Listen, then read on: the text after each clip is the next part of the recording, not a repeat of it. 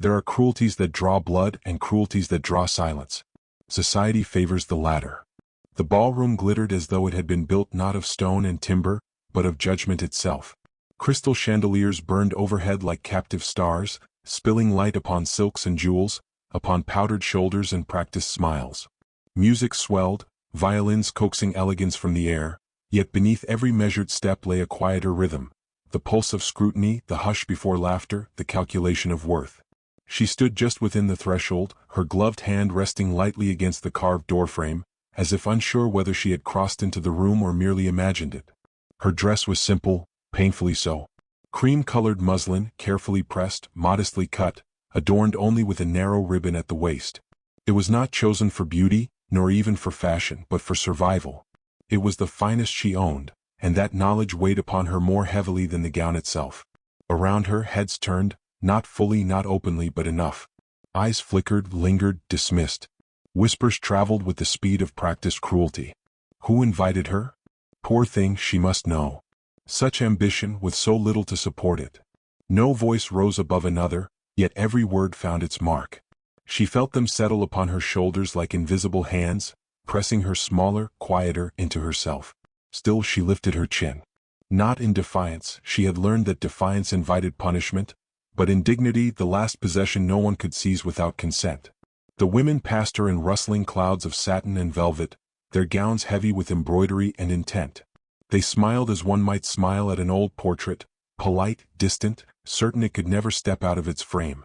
The men glanced and looked away, as if her presence demanded effort without offering reward. No one bowed. No one offered an arm. She moved forward at last, each step measured, rehearsed, as though walking a narrow bridge only she could see. The marble floor reflected her faintly, an echo rather than a rival to the opulence surrounding her. She told herself she had every right to be there. She repeated it with each breath. Yet the room did not agree. At the edge of the dance floor, couples assembled for the opening set. Laughter brightened. Hands found hands.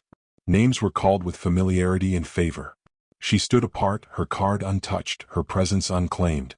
When the music began, it did so without her, sweeping others into motion while she remained still, an omission so complete it felt deliberate. For a moment, her gloved hand lifted, almost unconsciously as if summoned by habit. Then it hovered, unanswered, before lowering again to her side. The gesture was small, nearly invisible. Yet in that instant, something within her tightened, not broke, but hardened, like steel forced to remember its purpose. She might have left then. Many would have. But departure too could be interpreted as confession. So she stayed, bearing the weight of the room's indifference with a composure learned through years of careful endurance. Her eyes did not plead. They observed. And in their quiet steadiness lay the only rebellion she permitted herself. High above the floor, where shadows softened faces and distance granted immunity, a man stood apart from the revelry. His posture was unremarkable, hands clasped behind his back, expression composed, yet there was an authority to his stillness that needed no announcement. He did not speak. He did not smile. He watched. While others measured the worth of gowns and dowries, his attention rested upon the solitary figure near the columns. He noted the plainness of her dress, yes, but more keenly the precision with which she wore it. He saw the restraint in her shoulders, the discipline in her gaze, the refusal to shrink even as the room conspired to make her disappear. This was no idle curiosity. It was recognition. When laughter erupted nearby at some minor triumph of wit, she did not flinch. When a pair of young women glanced her way and turned aside, she did not lower her eyes. Instead, she studied the painted ceiling as though memorizing it, as though anchoring herself to something beyond the moment. To him it was a quiet act of courage, unadorned, uncelebrated, and therefore rare. The dance ended. Applause followed. Couples reassembled, flushed and triumphant.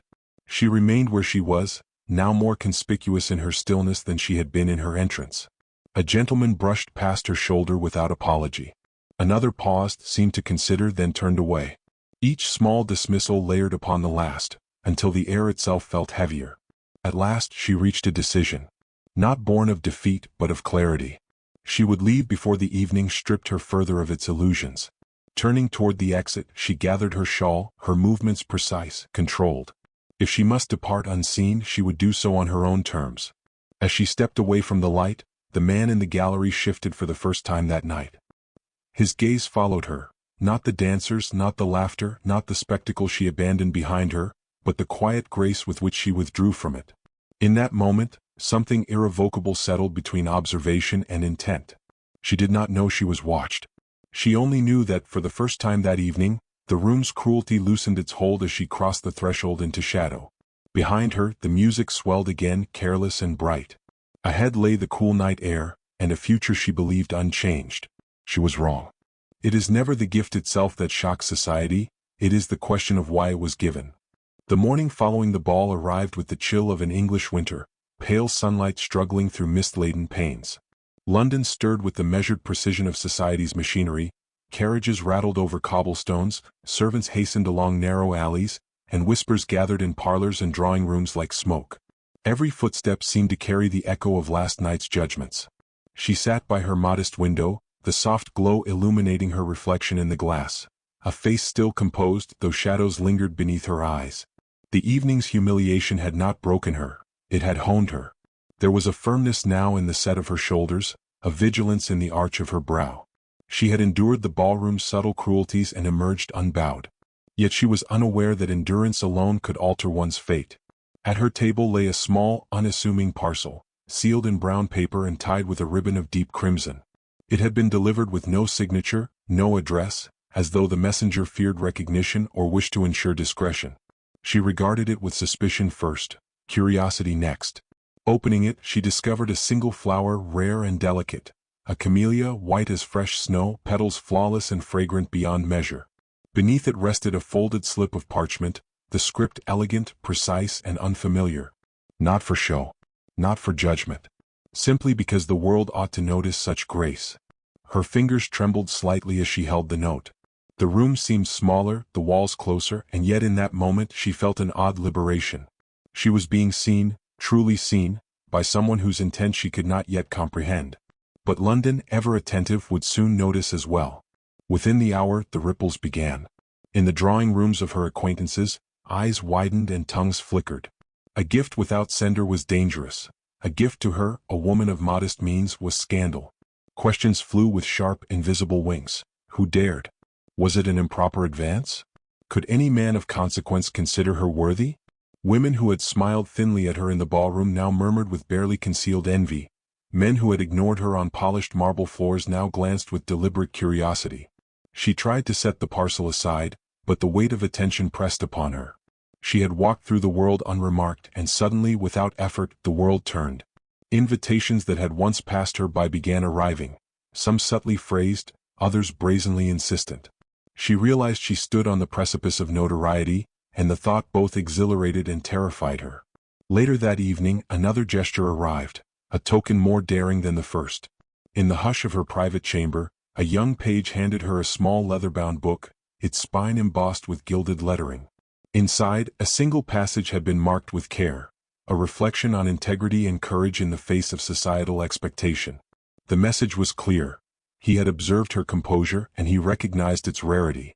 For the first time she considered him, the figure in the shadows at the ball, beyond mere curiosity. Who watched with such quiet precision? What claim could he possibly have to risk attention upon her, an unremarkable young woman in the eyes of London society? Each question seemed to tangle with the next, leaving her both unsettled and awake with anticipation. The city itself seemed to respond to the unfolding scandal. From behind curtains and across polished floors, eyes followed her. She became the subject of discreet inquiries, a topic in hushed parlor debates, an unintentional provocateur. Every social engagement, every chance meeting, carried the electric charge of potential revelation. To be noticed was dangerous, to be chosen by someone of power, unthinkable. Yet the tokens were not empty, they were deliberate, meaningful, impossible to ignore. One evening, as frost crept along the edges of the window panes and the lamps of the city glimmered like captured stars, a whispered accusation reached her ears from a neighbor's servant. No man gives such attention without expectation. The words, meant as a warning, struck her instead as a challenge. Could she endure the scrutiny, the assumptions, the quiet danger that came with being observed by one who wielded influence like a blade? Could she accept a favor that carried the weight of speculation and intrigue? Her reflection in the candlelight showed a woman poised between worlds, the known and the unknown, the safe and the daring. Each delicate token, each unspoken message, was a summons to step forward into a space she had never inhabited, where her courage would be tested not by overt threats, but by the silent, relentless gaze of society and one man who had chosen to watch. By the time the moon climbed high, pale and unyielding, she understood that nothing would remain unchanged. The simple dress that had been her armor now seemed to mock her previous invisibility. The world had taken notice, and with notice came consequence, expectation, and the first stirrings of possibility. The stage was set, the pieces in motion, and the quiet tension of anticipation hummed beneath her skin, promising that the next move, hers or his, would not be easily forgotten. There are truths too dangerous for a ballroom, and too honest for silence. The rain had begun in the late afternoon, a steady drizzle that blurred the edges of London with a silvery haze. Through the slender windows of the conservatory, droplets clung to the glass like scattered pearls, refracting the fading light into fragments of gold and gray. She stood there, hands folded loosely before her, listening to the soft rhythm of the storm, as if its gentle insistence could drown the echoes of gossip and judgment that followed her still. He appeared at the far end of the room, his presence quiet yet unmistakable. No announcement, no flourish, simply a man who had chosen to step into her world, crossing the invisible boundary that society so carefully erected between them. His coat was damp at the edges from the rain, but the composure in his posture remained unshaken. There was a stillness to him that made the room feel both larger and smaller at once. She did not startle, did not step back. Instead, she regarded him with the careful calculation of someone who had learned to measure every glance, every gesture, every word. Her voice, when it came, was steady, but tinged with the tremor of uncertainty. "Why have you sought me here?" she asked, her words deliberate, each one balancing civility and suspicion. He stepped closer, though still at a respectful distance, his gaze unwavering. "Because you ought to know that the world's judgment has no claim over what is true. And because I have watched enough to see what others refuse to notice." Her brows drew together. "You watched me then?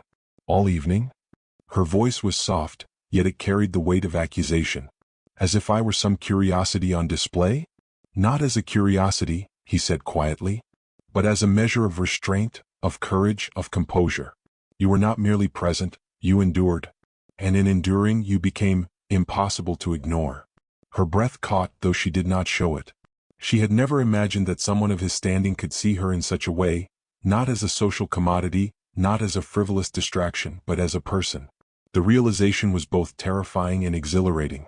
"I cannot understand why you would risk scandal, merely to observe me," she murmured, her voice threading between disbelief and tentative hope. "Why place yourself in the position to be judged for noticing what none other would dare?" He hesitated, as if weighing the value of his words against the peril they carried. "Because some truths are too rare to ignore, and some courage too delicate to remain unseen. You have shown both in abundance, and I have not the patience to remain silent." The room seemed to breathe with the weight of his confession. Outside, the rain tapped against the panes like a muted applause, yet inside, silence held the space between them, full, heavy, charged with possibility. She lowered her gaze, wrestling with the tumult of her thoughts. To accept his attention could invite disaster. To reject it might be to forfeit the one acknowledgment she had ever desired. Yet in the quiet of the conservatory, amidst the scent of wet earth and polished wood, she felt the stirrings of a decision she had not known she could make. "Suppose I were to consider your words," she said finally, her voice barely above the murmur of rain. "What would you ask of me? That I abandon caution? That I place myself before the world?" He took a measured step closer, the rainlight catching the angles of his face, casting shadows that deepened the intensity of his expression. "I ask only that you stand with me should the world protest, that you recognize what is true over what is convenient, and that you trust, if only a little, that some gestures are offered without expectation, except the hope that they are understood." She lifted her eyes to meet his, and for the first time she saw in him not the distant figure from the ball, but a man willing to risk everything for integrity, for recognition, for the possibility of connection. Her chest tightened, her heart thrummed with an unfamiliar urgency, and she realized that the careful wall she had built around herself had begun to crumble, not through force but through the simple, deliberate act of being truly seen. A silence followed, neither empty nor oppressive, but laden with unspoken understanding. Outside, the storm softened, raindrops slowing their descent. Within, she considered her choice, not the choice of society, not the choice of reputation, but the choice of her own heart. "I," she began, then faltered, the weight of possibility making the word tremble upon her lips. If I were to step forward to endure the storm, would you meet me there? His lips curved in the faintest hint of a smile, steady, restrained, and yet rich with promise. I would meet you anywhere, he said. And I would stand with you no matter the tempest. The conservatory seemed to shrink, bringing them closer in both space and fate. She drew a slow, deliberate breath, feeling the courage she had not known she possessed rise from deep within. The moment was theirs alone, a turning point unseen by the world, yet destined to ripple far beyond these glassed walls. In that quiet, rain-muted room, the stage of society fell away, leaving only truth and choice, intimate, dangerous, and irrevocable. And with that, the first real step into a shared, uncertain future was taken. Love, when spoken aloud, is no longer private, it becomes an act of defiance. The grand hall shimmered under a constellation of chandeliers, every crystal prism scattering light across polished marble floors and the rich tapestry of gowns. Music swelled as though it knew the urgency of the night, each note threading between whispers, glances, and the murmur of polite society. She entered, not transformed by wealth or fashion, but by resolve, her simple dress now worn with the quiet authority of one who had endured and been seen. Eyes followed her immediately, some curious, others sharp with judgment, yet none fully comprehending the quiet shift in her presence. She held her head high, movements measured, footsteps deliberate. Every step across the floor was a statement. She would not shrink. She would not apologize for being noticed. She belonged here not as a spectacle, but as a person of unassailable dignity. He waited at the far side of the room, a figure of composed authority amidst the swirl of color and laughter. The air between them seemed to hum, charged with unspoken promise and tension. Slowly, deliberately he crossed the room. Each footfall was deliberate, a quiet challenge to the murmured expectations of onlookers. Conversation faltered as he passed, polite smiles stiffened, and eyes that had once dismissed her now widened with the shock of recognition. When he reached her, the hall seemed to hold its breath. Music softened, or perhaps it was the weight of anticipation that made it so. He stopped a measured step away, hands at his sides, gaze unwavering. Society waited for a misstep. She would give none. Tonight, he said, his voice carrying clearly over the soft hum of polite chatter, I make no claim of fortune nor of convenience. I stand here because to remain silent would be a betrayal of what is true. You have endured with a grace that few possess, and he paused, letting the gravity of his words settle upon the room.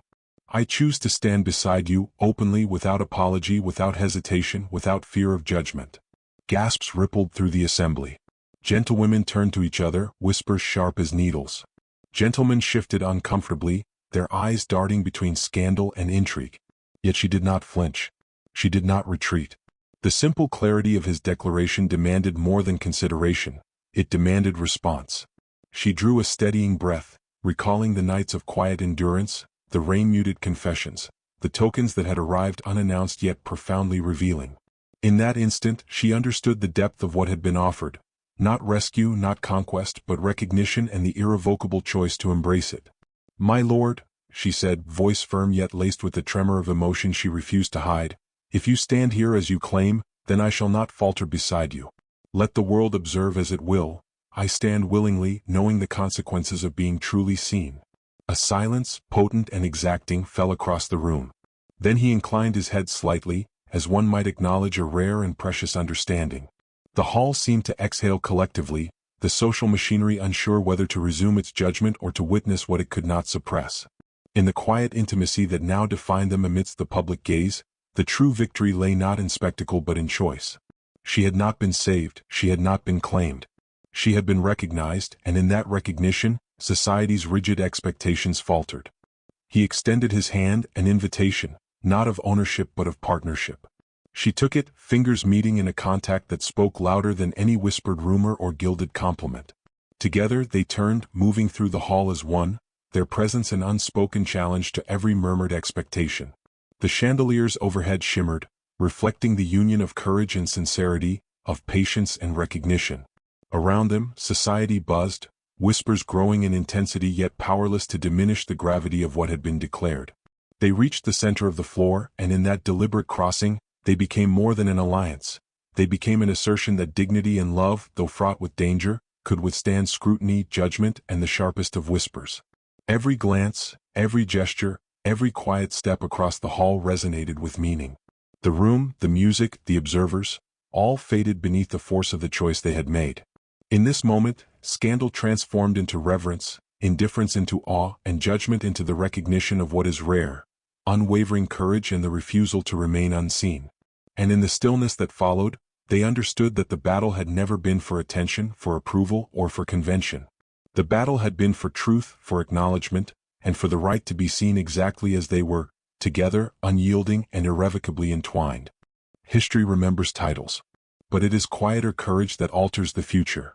The streets of London gleamed with frost, lanterns casting golden halos along the cobblestones, yet inside the drawing rooms and galleries, whispers persisted, sharper than any chill. Invitations that once ignored her now arrived with gilded envelopes and perfumed seals. Others were silently withdrawn. The city itself seemed uncertain how to contain the ripple she had caused simply by enduring, by standing, by choosing to be seen. She moved through these halls with a grace born of both experience and resolve. Every glance she met carried the weight of a society still learning that reputation was fragile and courage, quiet, deliberate courage, was indomitable.